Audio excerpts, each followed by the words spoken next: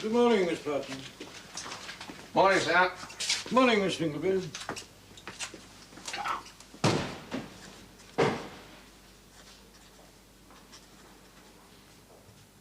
That there is something going on in the office. Then, young gentleman, where you going? Sorry, Mrs. Crumb. Don't run down that staircase, you've been told.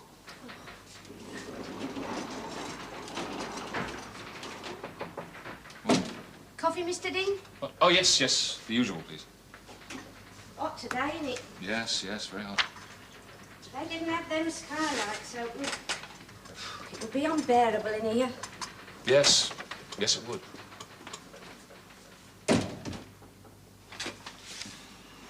Dear Mr. Pym, I think it only right that you should know there is something going on in the office which is very undesirable. Which is very undesirable. Which is very undesirable and might lead to serious consequences. Yes, Dean speaking. Yes, I do have the crunch that's copied ready. Who wants it? Ah, well, tell Mr. Armstrong I'll bring it right down, all right? And what? But I don't have the Times Atlas here. All right, I'll see if I can find it. Damn.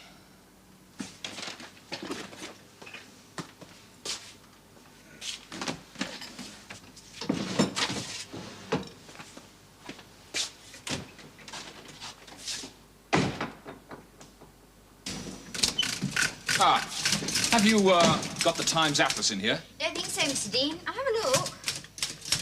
Well, quick as you like. Armstrong wants it down in the conference room. Try Mr. Tallboy's office. I saw him with it.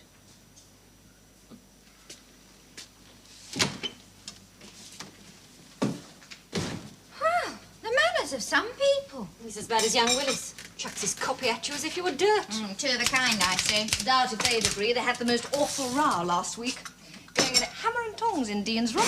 Really? But the two of you used to go about together quite a lot.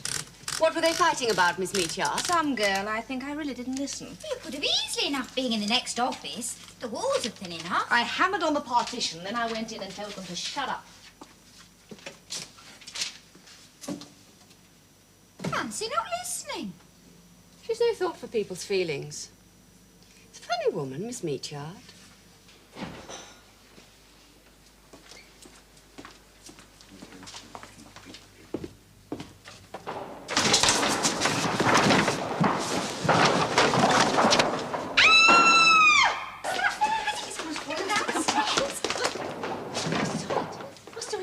He didn't shout or anything. He just fell. Is it bad hurt, Mr. Ingleby? I think he's dead.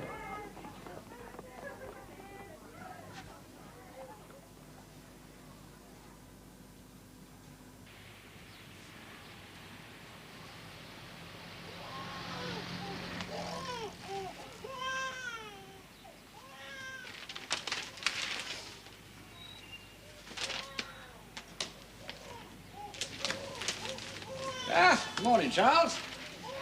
Sounds as though my nephew has a grievance. Yes. You know, he seems to sense your presence. You'll awaken his sister if Mary doesn't quiet him. You look as though he just awakened you. What? No, Mary told me you were here. Ah, dear old Polly. You know, I never cease to marvel, Charles, every time I visit your little nest. My what? Anybody had said to me back in '28 when my dear dim-witted brother got himself hauled before the House of Lords on a murder charge and Polly made such a blithering ass of herself, if anybody then had pointed you out as my future brother-in-law, what him I'd have said? Old Parker Bird, my brother-in-law. Have you had breakfast? Do I detect even the faintest lack of enthusiasm in your tone?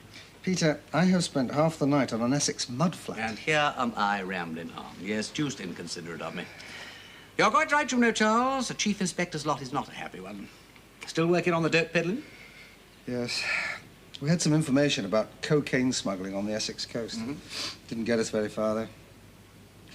You know, it's coming in by the boatload from somewhere or other, and it's being distributed from somewhere or other. Question is, where? But you do know who's using it. Oh, yes. Half the bright young things in Mayfair. You know, people like the de Montgomery crowd. Well, obviously didn't come here for the coffee. Oh, by Jove, no. Once tasted, never forgotten. No, Polly's a topping girl and all that, but she really should stick to tea. Peter. Actually, old thing, I came here to borrow something. What? Your address. Or more accurately, the address of the flat upstairs. But since you own it, it amounts to the same thing. It's still untenanted, I take it? Well, yes, but... Just as I hoped. Splendid. Then I shall put a false name on the letterbox downstairs in the hall. Oh, just a moment, Peter. What is this all about? Oh, I'm sorry, didn't I say? No. No, well, I am working on a case in which I prefer to remain incognito. Oh? What kind of case? Well, I'm blessed if I know myself yet. Anyway, thanks for the use of the flat, Obin. Well, hang on a minute. What name are you using? Well, I thought of calling myself... Breeden, Mr. Breeden, I can't tell you much about him, but you'll see that he's looked after. Yes, Mr. Pym. He'll have Mr. Dean's room. Yes, Mr. Pym. I should think Mr. Ingleby could take care of him, show him what to do. You might send Mr. Ingleby along if you can spare me a moment. Yes, Mr. Pym. That's all. Ah, yes. I should like to have the Dairyfield guard books. Yes, Mr. Pym. What on earth has cricket to do with toffee? That's what I'd like to know. The client went for the idea, and that's all we need to know. Whee! Excuse me, Mr. Pym said, could you spare him a moment, Mr. Ingleby? If it's tomboy toffee, it's being typed. Here, take these 2 bits and make it so. No, it isn't tomboy toffee, it's the new copywriter. What, already? Before those shoes were old? Why, they only buried little Dean on Friday. All part of the modern system of push and go, Miss Meatyard. Very undesirable in an old-fashioned gentlemanly firm. Shoo. Suppose I better go. Put this blighter through his paces. Why am I always left with a baby? Oh, rot. You've only got to warn him not to use the director's lav and not to tumble down the iron staircase. You are the most callous woman, Miss Meatyard. So long as they don't put him in with me. Don't worry, Mr. Ingleby, he's having Mr. Dean's room. Oh, good. Better toddle off and see to it. Oh, well, all makes for a little excitement. Don't you think we've had enough of that lately? Oh, by the way, could I have your subscription for the wreath? Oh. You did ask me to remind you. What is it, a bob? Here, it's £half. You better take the sweet money out of that as well. Thanks awfully, Miss Meatyard. And I do hope you get a horse this year. High time I did. I've been 5 years with this beastly firm. I've never even been placed. I believe you wangle the draw. Indeed, we don't, or we shouldn't let all the horses go to those people in printing. Would you like to draw for us this time? Miss Parton's just typing the list. Why not? Miss Parton, the world does not come to a complete standstill just because it's Derby Day. So where the devil are they? Well, if you'll only look, Mr. Willis, I'm sure you'll find them in there somewhere. Miss Meatyard's going to draw for us, and there's a new copywriter coming. Poor devil. Now, Bob, the sweet pennies, the shilling change. There you are. Scratch Miss Meatyard's name off the list, would you, Pops? Have I had your money yet, Mr. Willis? No money till Saturday. Oh, hark at him. Anyone will think we're millionaires, the way we have to finance this department. Now, just check these runners off with me, someone, will you? Oh, can I just see those? Well done, Joe. Nearly had a nasty One of 5, please, miss. Thank you, Joe. Did you remember the cucumber? Yes, it is there, miss. Thank you. Met the new man yet, Mr. Ingleby? What's he like? Tow-coloured hair. Supercilious looking blighter. Cross between Ralph Flynn and Bertie Wooster. What's his name? Breeden. Never been in advertising before, from Balliol. As you say, Miss Meteor, pity us. If one thing worse than another, it is Baileyology. Being from Trinity myself. Screw those bits of paper up and stick them in the lid of the biscuit tin, would you? Now, damn it, it's wrong. Steve, there's a solution. My coffee, somebody. Where is mine? Miss Rossiter, I can't find the carton of Magnolia Whole Treble. Mr. Willis. Stringleberry.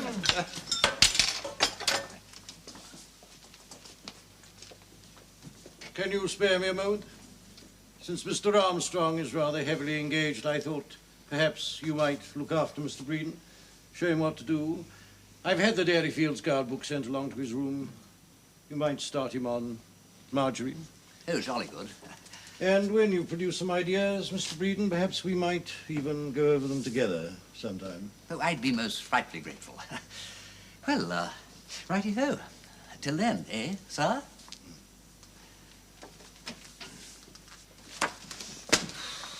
Well, you better get to know everybody, Breeden. Miss Parton. Hello. Miss Rossiter. How do you do? They are our guardian angels, type our copy, provide us with pencil and paper, and feed us on coffee and cake. Most charming. And Miss Meteor from Somerville, one of the brighter ornaments in our department, composes the vulgarest limericks ever heard within these chaste walls. Then we shall be friends. And on your right, Mr. Willis. Hello. A fellow comrade in affliction.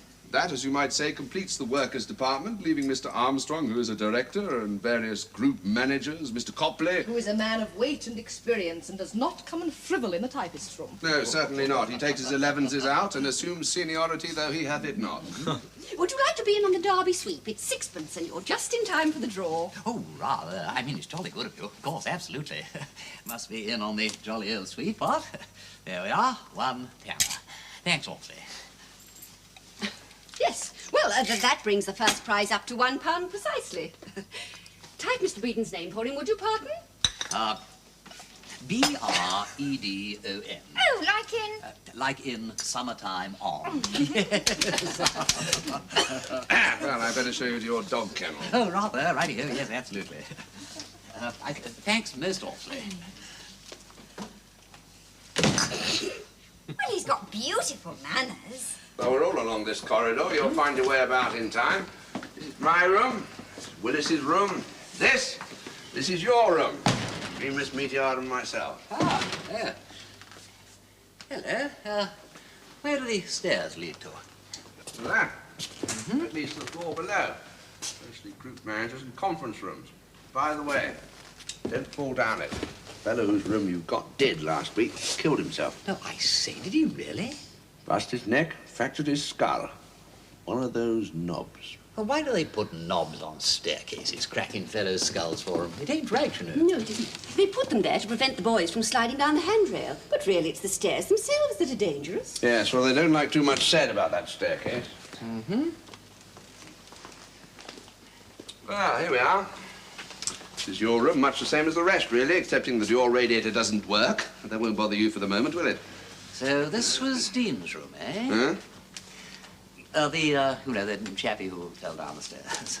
I say, it must have been absolutely awful. Oh, it was. I was just transcribing my dictation when we had the most frightful crash. I thought one of the boys must have fallen downstairs.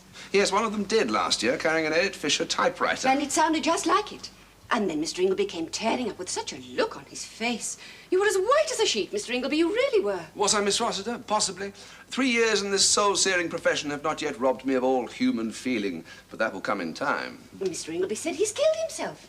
And I said, who? And he said, Mr. Dean. And I said, you don't mean that. And he said, I'm afraid I do. He must have died instantly. He was carrying the Times Atlas, and they could hardly prise it free from his fingers. You know, rigor mortis. I'm drawing a horse, you darling. No luck for you, Mr. Breeden. Oh, hell, never mind. Always was unlucky with Raffles. You'll feel unluckier still after a day with Dairy Fields margarine. Anything for me, Miss Meteor? I'm sorry if I'm interrupting something. Do come in, Mr. Tallboy. Do you want me or Mr. Breeden? Don't worry about barging into Mr. Breeden's room. He'll soon get used to the idea that his room is a public place within the meaning of the act. Breeden? Yes, Breeden, our new copywriter. Mr. Tallboy, group manager for new tracks and a few other wearisome commodities. What, eh? How to do? Look here, about this new track's 11-inch double, can you possibly cut out about 30 words? No, I can't. I've cut it to the bone already. Well, I'm afraid you'll have to. There isn't room for all this guff with a two-line subhead. Can't you cut out this bit about when your nerves begin to play tricks on you and start with nerves need new tracks? Armstrong liked that bit about nerves playing tricks on you, said it had a sort of human appeal about it. Well, all right, leave it. Can't do it for the moment. The printer wants it by 2 o'clock. Damn the printer. If you need anything else, Mr. Breeden, just let me know. Oh, rather. Yeah, thanks awfully. Out. Out. The whole line. Out. Out. There. Cut 22 words to make that do. All right, I'll try. It'll look a bit tight, though. I wish I was tight. Well, go on, take the wearisome thing away before I murder somebody.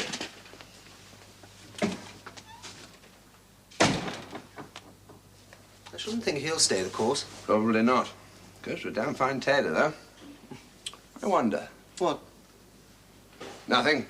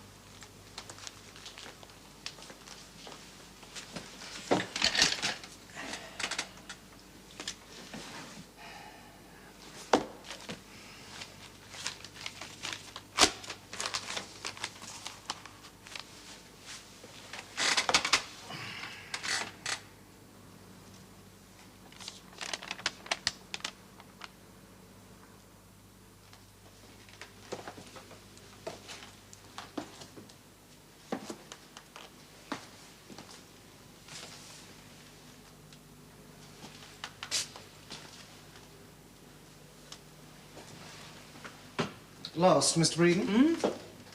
No. Just curiosity, don't you know? Idle curiosity. Scene of the crime and all that, what? Crime? Sorry, accident. You know, that poor chappie who was killed. Oh, yes, Dean. Yes. He must have been going too fast. There's nothing really wrong with the staircase. I've never had an accident. It's very well lit. Yes, to be sure, indeed. Very well lit. He must have slipped, of course. Dash easy thing to do, slip on a staircase. Did he have nails in his shoes, do you know? Well, I really have no idea. No. I suppose not. I mean, if he had, somebody would have mentioned it, wouldn't they? Been some sort of an excuse, what? Excuse? For whom? Well, for the firm. I mean, when people go putting up staircases and other people come tumbling down, and the insurance Johnnies generally want to know why. Yes, I suppose they do. Hey, look, you really must excuse me because I ought to get on with, Yes, of course, lad, of course, yes. Mustn't stand in the way of progress.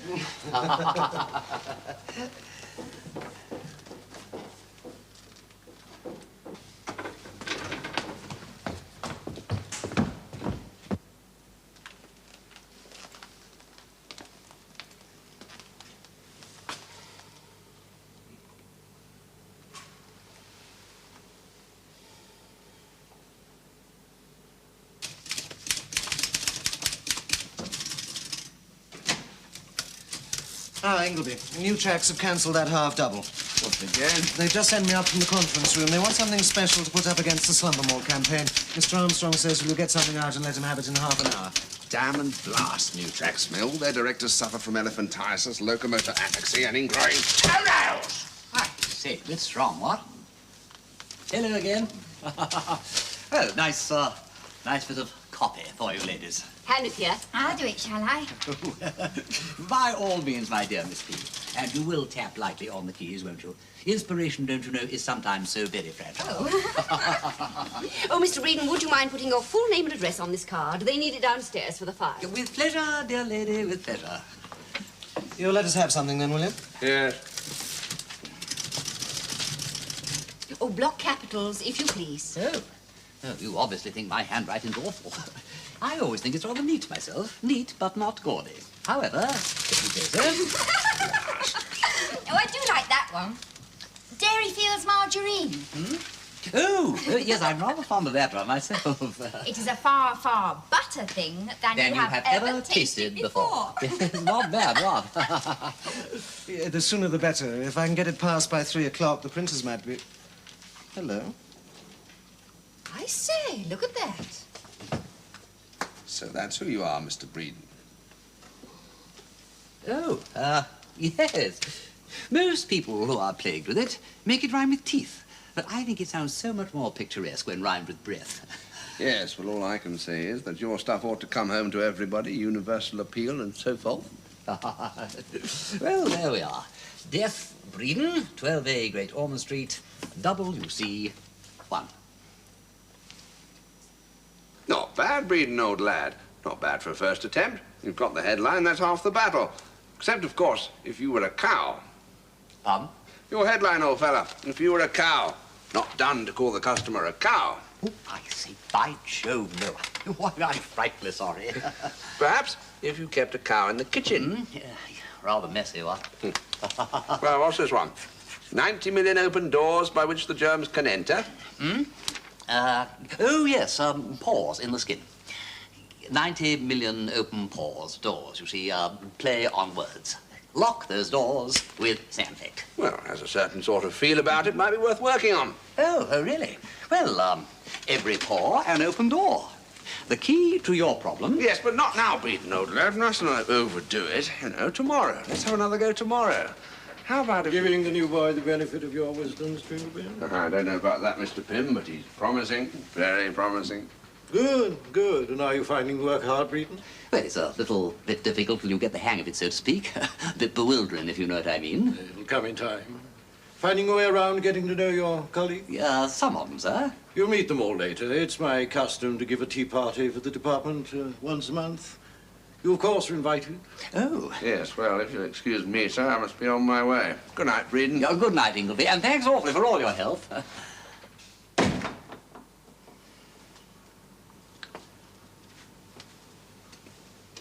He seems to think you have the makings of a good copywriter. Which is just as well under the circumstances. Yes.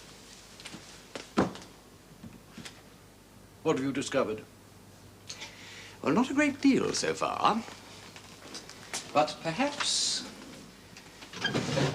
you could tell me what that is.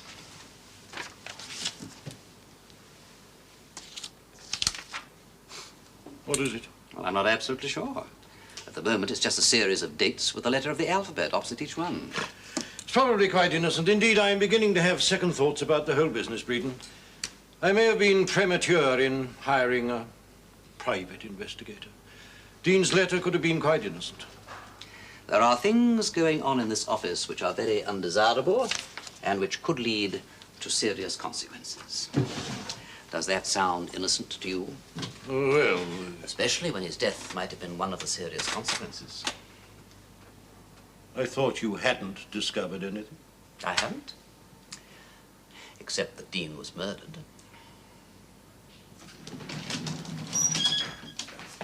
Look out! What the devil? I say, I'm most frightfully sorry. Quite unintentional, I assure you. I should hope so, too. You nearly caught me on the side of the head with this thing. It's my fault, really. Oh, Mr. Armstrong, this is Mr. Breeden, the new copywriter who joined us last Monday. Mr. Armstrong is one of our copy chiefs. Delighted, I'm sure.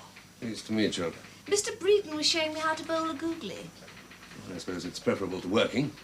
Well, it is work in a manner of speaking.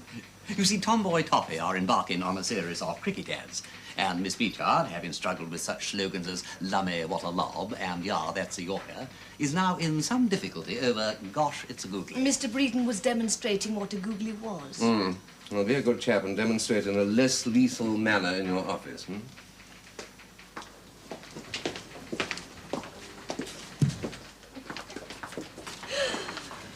Well, I think I've got the idea anyway. Splendid. A bit technical, I'm afraid. I'm just wondering, though, would golly be better than gosh, do you think? But I think that gosh has a certain ring to it. Hello, that's young Dean Scarab. It ought to have been sent back to his sister. Oh, that? Yes, I found it in one of the drawers. I wondered who it belonged to. Not a bad thing, actually, made of onyx. Ain't Egyptian, of course. In fact, it's not even very old. Perhaps not, but Dean adored it. He thought it was a surefire mascot. He always had it in his waistcoat pocket or sitting in front of him when he worked. It seems to have failed him rather, don't it? Perhaps if he'd had it on him that day, he wouldn't have tumbled downstairs. Miss Chip, too. What sort of a chap was Dean? Well, Dame Mortuis and all that, but I wasn't exactly keen on him. I thought he was a rather unwholesome little beast. In what way?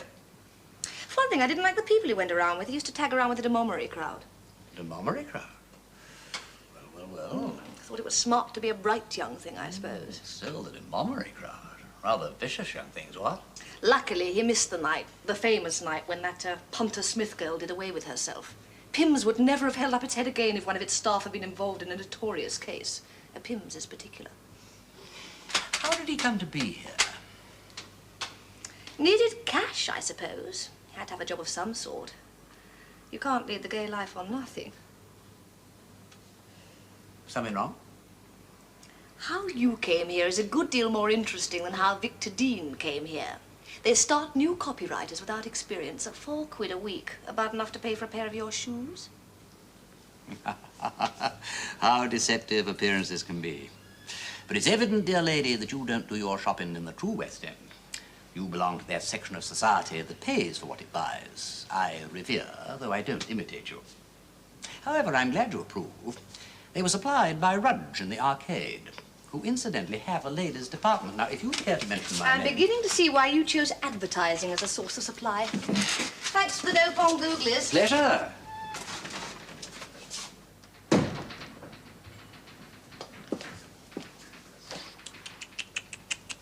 Careless, careless, careless, careless. You nearly gave the game away. So, you've become one of the world's workers, Peter. Yes, I'm pulling down 4 solid quid a week. Amazing sensation. First time I've ever earned a penny.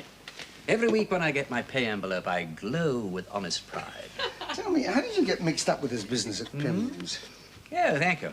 Well, I got hauled into it by Freddie Arbuthnot's wife. You know, Rachel Levy, who was. She knows old Pim. And it seems that he met her at dinner and told her about this letter that was worrying him. She said, why didn't he get somebody to investigate it? He said who, and she said that she knew somebody, not mentioning my name, you see.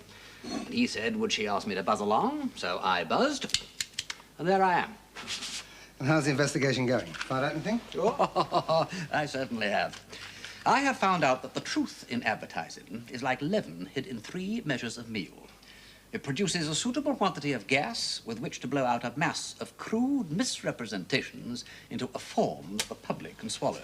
You will ask these questions, Charles. There also exists in advertising a delicate but important difference between the words with and from. What difference?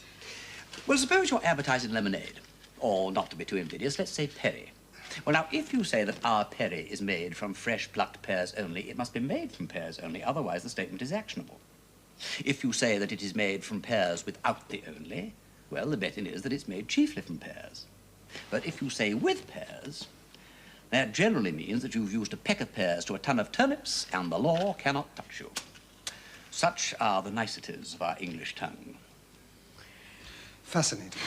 Well, From which dissertation I conclude that you have discovered absolutely nothing about the matter under investigation. Well, patience, Polly, patience. I haven't been at Pym's long, you know. Well, I think you're wasting your time. I doubt it. I told you of Dean's connection with the Denomary crowd. Coincidence. Do you really think so? Well, his death could have been an accident. Look, here we have a young man who writes a warning letter, but before he can deliver it, he falls downstairs and is killed. Now, is that or is that not a darn suspicious circumstance? Yes, we will allow it to be suspicious. Who saw him die? I, said the fly, meaning one Mrs. Crump, who saw the fall from below. He fell forward, all of a heap, clutching the Times Atlas. Clutching it in so fierce a grip that afterwards it could hardly be prized loose from his fingers. Now, what does that suggest to you? Well, only that death was instantaneous, which, of course, it would have been if he'd broken his neck. Yes, I know, but if you are coming downstairs and your foot slip, what happens? Do you clutch on to whatever you're carrying with a fierce, death-like grip? Or do you chuck it away and try and save yourself by grabbing hold of the banisters? Well, I should probably grab. And you, Doubting Thomas? Look, put it this way. If the death grip was due to instant rigor mortis, he must have died so quickly that he couldn't think of saving himself. Yes, I know what you want me to say, Peter. That he was sandbagged first and dead before he fell. Then why don't you say it?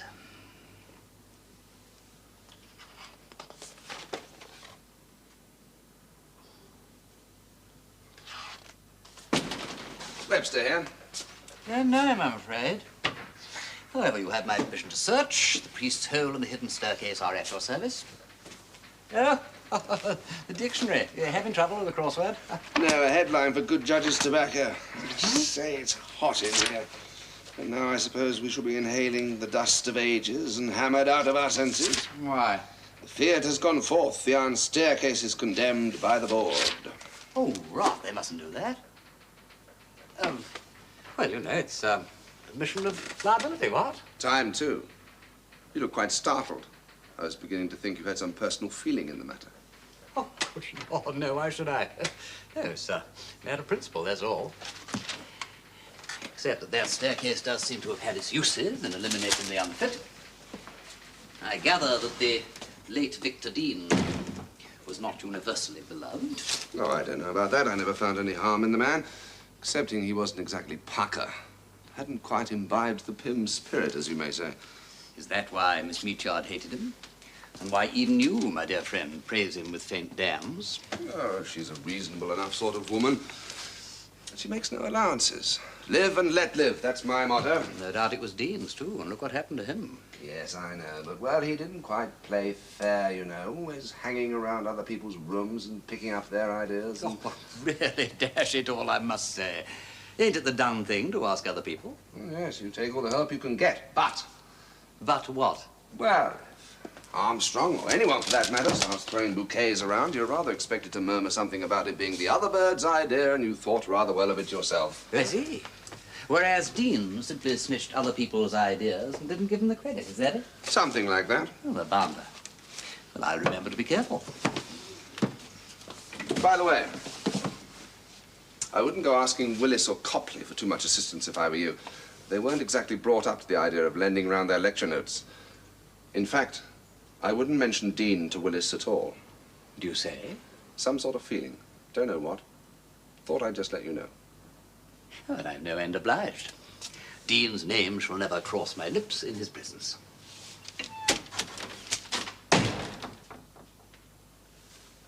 Why don't you just mind your own business? I do hope I haven't said anything to offend you. If you're on Dean's game... What game's that, old lad? I'm sorry, but you see, I never knew Dean.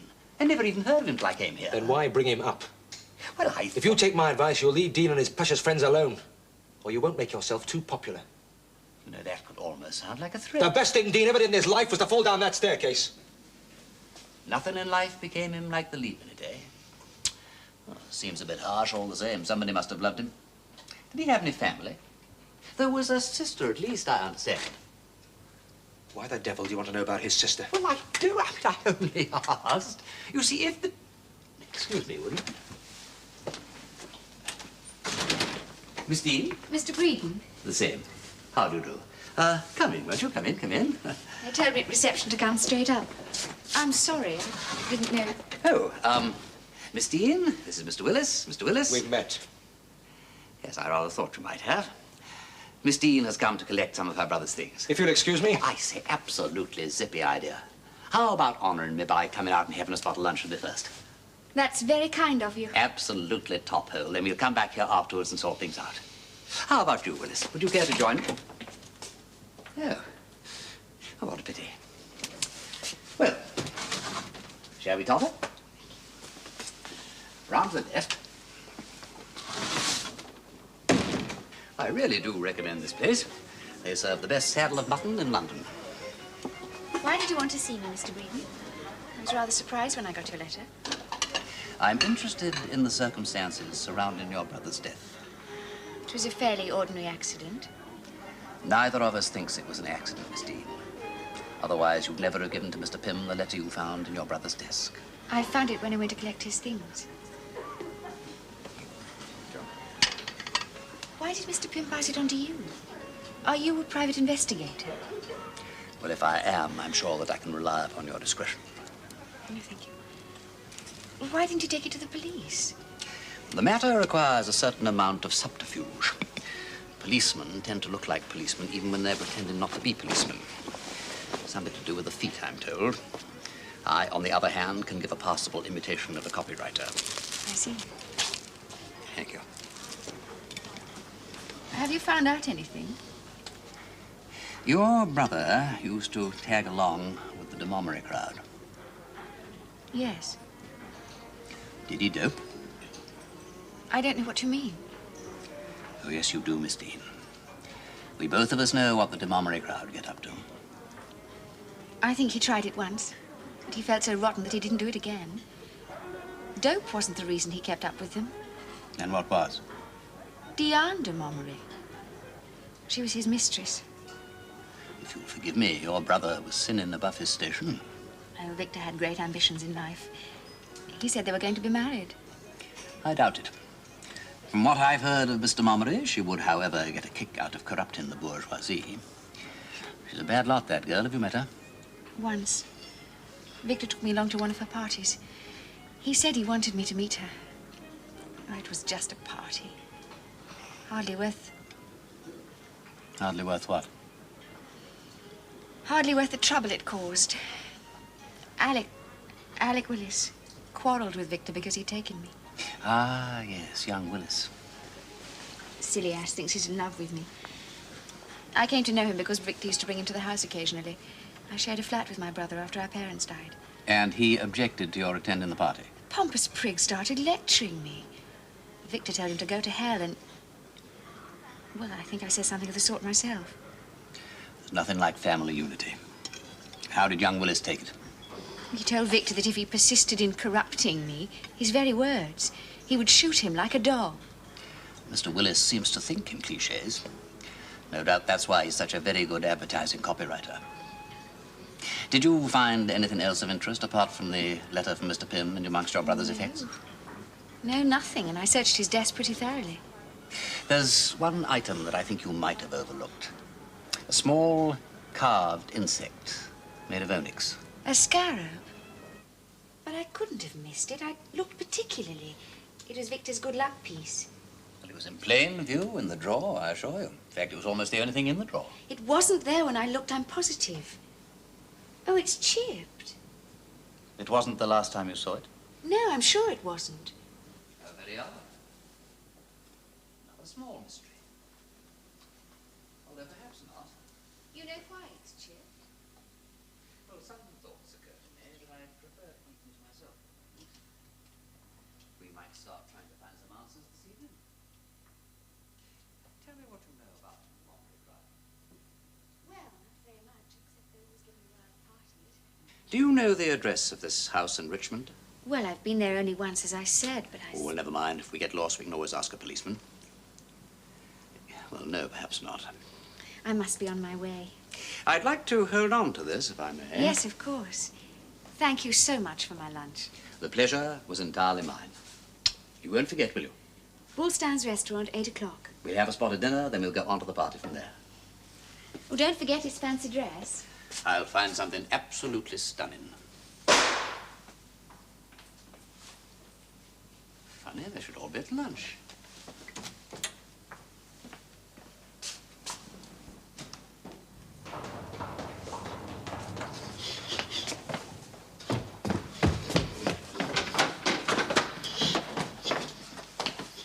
Mr. Breeden, it is highly dangerous to run down that staircase. I really must ask you not to do it again. Oh, I'm sorry. Dash careless of me. Yes, I'll remember next time. Please do.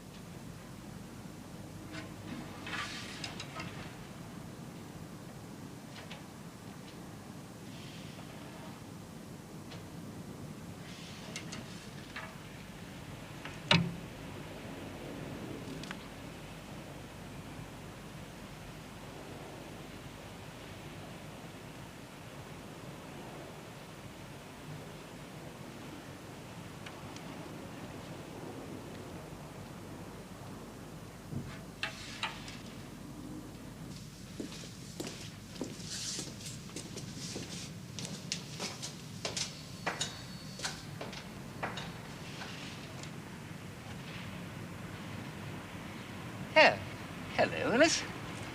Up for a spot of fresh air? I say, juiced hot down there, what? No, I came up for a private word with you.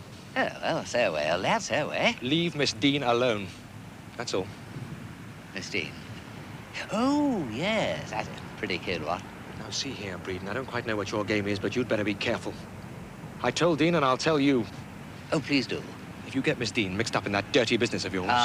What dirty business is that? You know well enough what I mean. Well, perhaps I do. What happens then? Do I get my neck broken like Victor Dean? You'll get what's coming to you. I'll see to that. I've no doubt you'll do it all very competently. Oh, Willis, just one thing. Where were you when Victor Dean fell downstairs?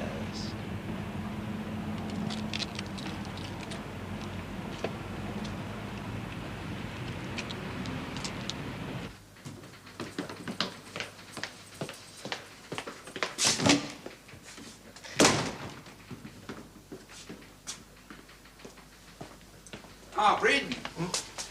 Tall boy's been looking for you. Some question of your new track's copy. Oh, well, I've just been up on the roof cooling off. He seemed more than a little cross. This infernal heat, I expect. Yes.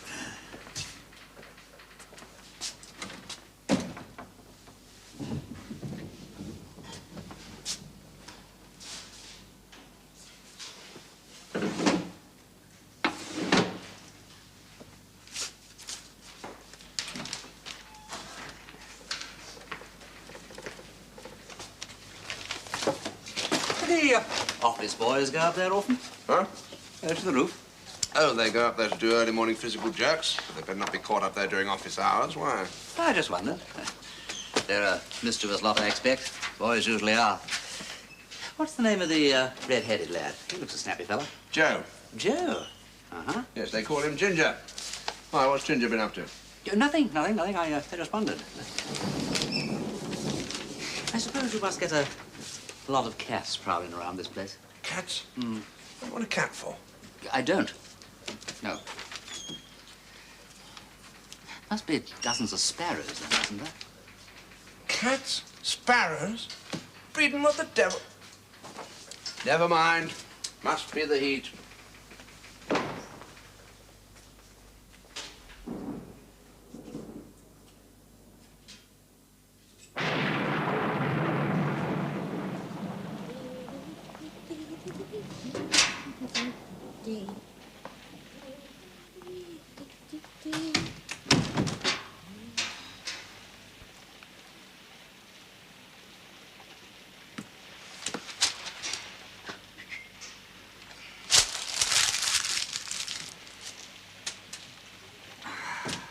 Oh, I'm sorry, sir.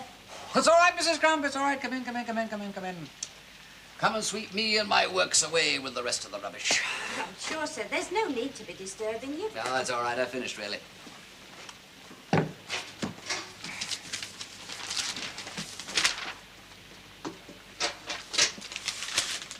There must be an awful lot for you to clear out of here every day. Ooh, you'd never believe, sir. And I'm sure paper must be very cheap, the amount they waste. You'll be surprised at some of the things we pick up. Yes, I shouldn't wonder. And mostly chucked on the floor. Hardly ever in the paper baskets. Goodness knows they make some big enough. Yes, it must be an awful lot of trouble for you. Oh, Lord, sir.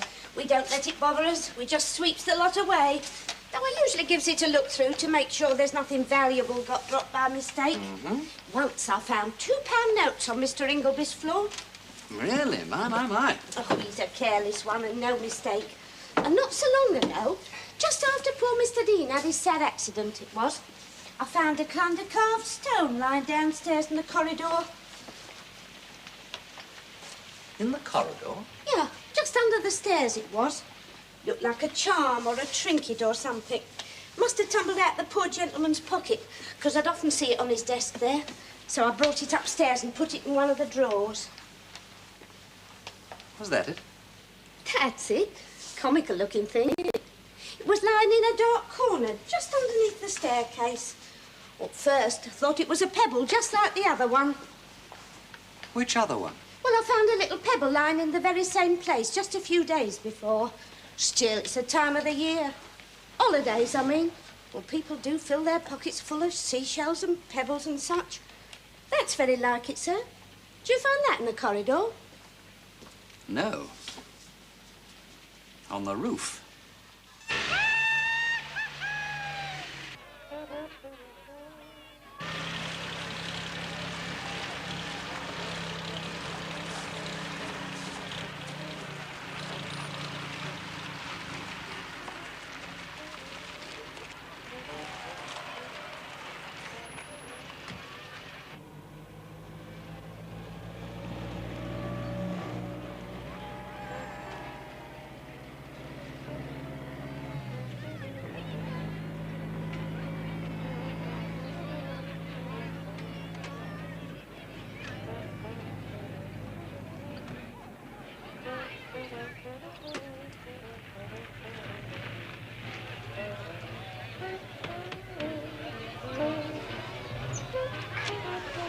Well, certainly come to the right address.